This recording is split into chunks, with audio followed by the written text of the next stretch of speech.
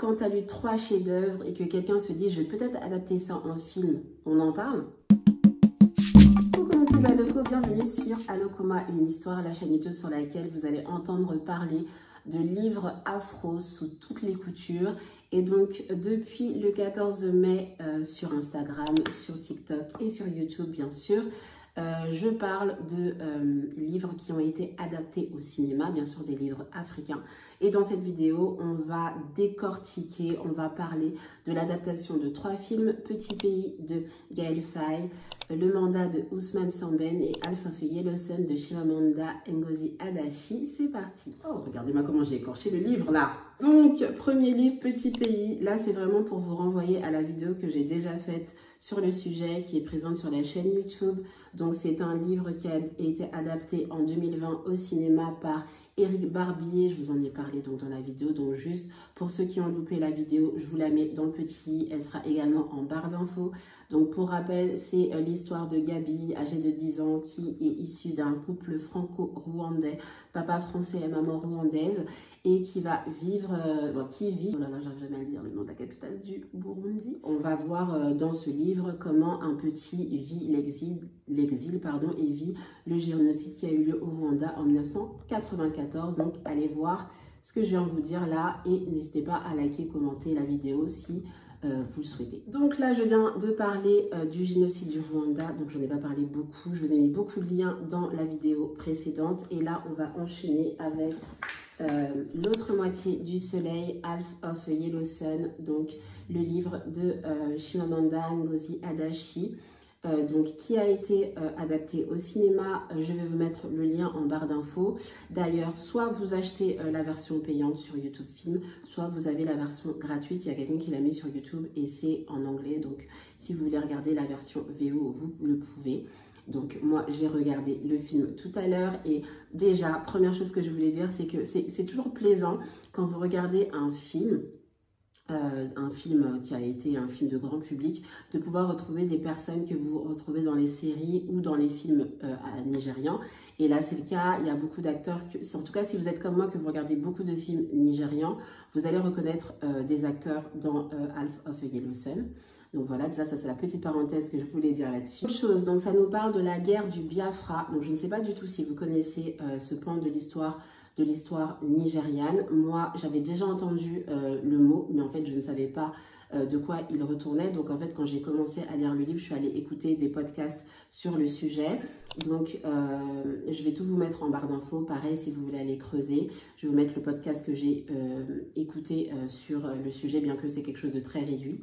Mais donc ce qui est intéressant dans ce livre, c'est de découvrir donc la guerre qu'il y a eu au Biafra, pardon, dans les années 60 au Nigeria. Et donc l'intrigue du livre prend place en plein là-dedans, puisque vous avez donc 2 sœurs qui ont vécu au Royaume-Uni, qui décident de rentrer au Nigeria et qui toutes les deux ont une histoire d'amour. Il y en a une qui va en avoir un avec un britannique, donc un journaliste britannique qui, comme c'est l'indiqué dans la 4e de couverture, est fasciné par la culture locale.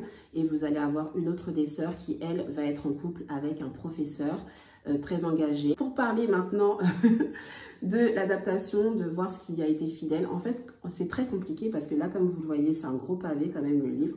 On est sur un livre qui fait 660 pages, pardon.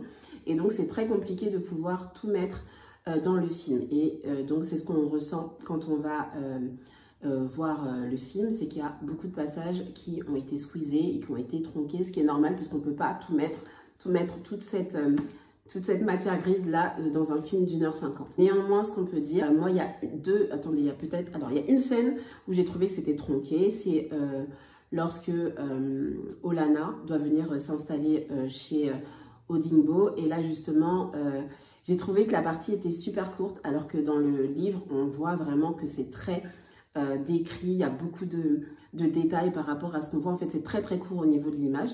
Voilà, il y a une autre scène aussi où Odingbo était en train de Odenigbo était en train de parler avec certains de ses camarades, et en fait j'ai beaucoup aimé cette page là, enfin cette partie là, parce qu'en fait ça nous fait réfléchir sur le fait de vouloir se revendiquer comme étant nigérian en l'occurrence, comme étant malien ou comme étant ivoirien et tout. Et en fait, quand on réfléchit bien, on est ivoirien, on est nigérian, on est peu importe le pays d'Afrique dans lequel on se trouve, mais on est ça parce que les colons ont décidé de découper l'Afrique en des territoires. Ils ont ensuite, enfin les pays ont ensuite eu des noms. Et donc c'est par rapport à ça, c'est par rapport à ce découpage-là qu'on se reconnaît, qu'on dit qu'on a une identité, alors que, comme c'est dit dans le passage, en fait, on est, enfin en tout cas en l'occurrence, lui, il était Igbo avant que le pays ne soit découpé en Nigeria. Et en fait, j'ai trouvé ça très profond de dire ça, et très intéressant de voir qu'en fait, nous ne sommes que le fruit, que le résultat de construction, en fait.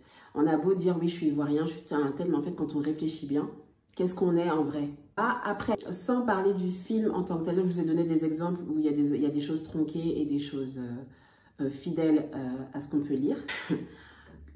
L'histoire en elle-même, en fait, on n'a qu'à arrêter 2 secondes, on n'a qu'à se poser. Est-ce que, en tant que femme, vous savez que votre mec, que votre homme a eu une relation avec une femme qui a été mise dans ses pieds par sa mère parce qu'elle ne vous aime pas? Quand vous êtes au courant de ça, est-ce que vous pouvez rester avec cette personne?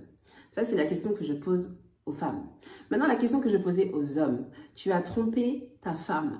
Et elle, enfin ta chérie quoi, et tu te rends compte qu'en fait, cette femme-là sait que tu l'as trompée, donc elle est en colère contre toi, et elle va te tromper avec le mec de sa sœur. Et elle te le dit. Et le mec de sa sœur, tu le connais. Comment est-ce que vous réagirez, en fait? Quand j'ai vu ça, je me suis dit, ah, tiens, ça fait mal, hein. C'est des histoires, vraiment, c'est compliqué. Donc, voilà qu'au-delà même de l'histoire de la guerre au Biafra et tout, vous vous dites, mais oh là là, mais c'est quoi ça, en fait? Parce que vraiment, on se demande comment on peut surmonter de telles trahisons, parce qu'après, ils se sont mariés et ils sont restés longtemps ensemble après. Elle a élevé la petite, parce que évidemment, ce serait trop beau. Elle, ça fait des années qu'elle est en couple avec le gars. Le gars l'a trompée et la meuf tombe enceinte. Donc, en fait, ce qui s'est passé, c'est qu'elle a récupéré la fille, elle l'a élevée. Donc, je me suis dit, mais aimer fort comme ça, c'est chaud, là. Et donc, pour revenir au livre et pour revenir même au titre du livre qui a été extrêmement bien choisi, parce que quand on le voit comme ça, quand on ne comprend pas ce que c'est, de quoi ça parle, pourquoi ça parle de ça, Alpha for Yellow Sun, c'est quelque chose de très symbolique. Puisque le sun, le soleil, c'est le symbole du Biafra. Et donc, Alpha for Yellow Sun, ça montre une nation qui est déchirée. Et en fait, et c'est ça qui est magique, je trouve, quand on lit un livre et qu'on finit de le lire, ou qu'on voit un film, quand on comprend à la fin pourquoi les choses ont été choisies, tu te dis, mais en fait... waouh, elle est très très forte, Chimamanda Ngozi Adichie. D'ailleurs, il faudrait peut-être qu'un jour je fasse une revue spéciale sur elle parce que ces livres, en tout cas à chaque fois que j'en lis un ou que j'en découvre un, je me dis waouh. 3e livre, Le Mandat. Franchement, hein, je vais pas dire j'ai adoré, j'ai littéralement aimé ce livre parce que je me suis retrouvée dedans. Le livre a été fait dans les années 60. Il a été adapté par l'auteur lui-même, auteur qui est très connu, qui est, je pense, c'est un des pionniers du cinéma africain.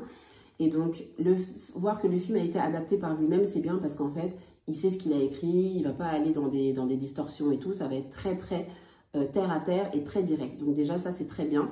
Mais concernant le livre en lui-même, c'est une dinguerie, franchement. Donc, vous allez me dire, c'est peut-être que sénégalais, parce que, comme vous le savez peut-être, Sambène Ousmane est sénégalais. Mais non, en fait, ça décrit tout ce qu'on ressent, tout ce qu'on peut voir dans la société africaine de façon générale. L'hypocrisie à haute dose, c'est-à-dire les gens qui vont être là derrière toi, tu reçois un mandat, ils vont commencer à te demander des choses. Enfin, tu vas devoir, je sais pas comment vous dire ça, tu vas devoir faire des promesses alors que toi-même, l'argent, 1, tu l'as pas. Et 2, toi aussi, tu as des choses à faire, mais les gens ne se soucient pas de ça. Et au nom de la responsabilité sociétale qu'on peut avoir sur les épaules, on va se mettre à promettre des choses qu'on ne va pas pouvoir faire. Ça, c'est la première chose. Deuxième chose, c'est tout ce qui concerne la paperasse dans les sociétés africaines. Et quand je dis les sociétés africaines, c'est même pas les sociétés africaines dans les années 60. Ça vaut aussi pour maintenant, par exemple, dans les ambassades qui se trouvent en France, quand vous devez aller faire des paperasses. Je ne sais pas si vous avez déjà fait une demande de visa ou peu importe ce que vous avez à faire, vous vous rendez compte du casse-tête chinois que ça va être. Et c'est exactement ce qui se passe dans ce livre. Donc, Ibrahima Dieng reçoit un... Je suis nommé Ibrahima Dieng, né à Dakar vers 1900. Qui à Paris qui lui envoie de l'argent. Et l'argent qu'il lui envoie, en fait, est compartimenté, pardon. Je ne sais pas si vous avez déjà... En fait, ça me fait rire parce que ça me rappelle quand ma mère, elle envoyait des mandats. À l'époque où il n'y avait pas encore les réseaux et tout. Oui, bon, 10 000 c'est pour telle personne, 10 000 c'est... En fait, c'était ça, exactement ça. Il lui a demandé de garder 20 000 pour lui, pour pouvoir faire ses affaires après. Il a donné de l'argent à sa mère et tout. Et donc, on voit que le pauvre, déjà pour avoir le mandat, c'est tout un problème parce qu'il lui faut une carte. La carte, il l'a pas. Il faut qu'il fasse des photos. Les photos, c'est tout un casse-tête chez moi pour avoir cette somme-là. Et en fait, j'ai trouvé ce livre super bien fait. Il a parlé vraiment C'était super bien fait, franchement. Et allez voir le film également. Je pense que vous allez aimer parce que c'est stricto sensu, en fait, le livre. Il n'y a pas de plus, il n'y a pas de moins. Voilà. Donc, si on devait conclure sur ces 3 livres, alors, je vais les mettre dans mon ordre à moi. Moi, ça a été... Je ne sais même pas dans quel ordre je vais mettre. Pour la lecture, j'ai préféré celui-ci, celui-là et celui-là. Parce qu'en fait, la plume était très légère. Enfin, pas très légère, mais c'est très facile à lire, j'ai trouvé. Ça, c'est court et pareil, c'est facile à lire. En fait, Chimamanda Ngozi Adichie, en fait, je me rends compte que ces livres, si vous n'aimez pas les détails, parce qu'en fait, elle a une façon de décrire les gens, décrire les situations, décrire les émotions de façon très, très, très précise et très, très détaillée. Donc, en fait, si vous n'aimez pas ce genre de livre, vous n'allez pas aimer ça. Donc, mais, ce que je vais compléter ensuite. Maintenant, pour les films, j'ai beaucoup aimé le film, parce qu'en fait, ça m'a permis de visualiser, en fait, et de connaître surtout... le Biafra, parce que je ne connaissais pas du tout. Petit pays, pareil. Enfin, ça a été, on va dire... je connaissais plus le Rwanda. Je savais déjà ce qui s'était passé au Rwanda. Et le mandat en dernier. Mais ce qu'il faut dire, le pourquoi de la vidéo, c'est surtout, franchement, lisez. Franchement, en vrai, les films, c'est bien, mais les livres vous donner un autre aspect. Comme je l'ai dit, par exemple, pour ce livre-là, vous allez être déçu de voir le film parce qu'il y a trop de choses qui sont tronquées. Vous êtes en mode, il manque des trucs. En 1h50, on ne peut pas tout mettre. Pareil ici, il y a des choses qui ont été tronquées. Là, comme c'est quelque chose qui est beaucoup plus court et fait par la personne elle-même, bah, c'est beaucoup plus fidèle, donc ça va. Mais au niveau des détails, vous allez souffrir. Je pense que vous allez voir l'adaptation de Half of a Yellow Sun, vous allez souffrir. Donc c'est pour ça. C'est pour ça que j'ai nommé cette vidéo. On dit à l'adaptation, rendez-nous nos chapitres, parce qu'en fait, on a passé du temps à les lire. On aimerait bien, si vous faites les films, que vous teniez compte de ce qu'on a pu voir, et de ce qu'on a pu ressentir, de ce qu'on a pu lire lorsqu'on a pris le temps de lire les livres. Si tu as aimé cette série Aloko adaptée, n'hésite pas à commenter, à liker. Si tu aimes le contenu autour des livres afro, n'hésite pas à t'abonner et activer la chaîne des notifications. Donc là, c'est la dernière vidéo du mois de mai.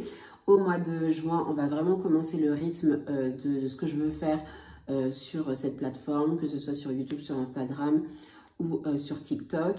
Voilà, j'ai plein d'idées, j'espère vraiment que ça va vous ravir. Et en plus, je mens, c'est pas la dernière vidéo, je vous en prépare une autre pour la semaine prochaine. Donc voilà, restez connectés, on va essayer un peu de déconstruire nos pensées, même si c'est très dur et même si c'est beaucoup plus compliqué que de lire un livre d'amour ou ce genre de choses-là. Mais au moins, ça va être constructif, je pense, et ça va nous aider à aller de l'avant. Donc voilà, restez branchés et à bientôt pour Aloko moi, une histoire.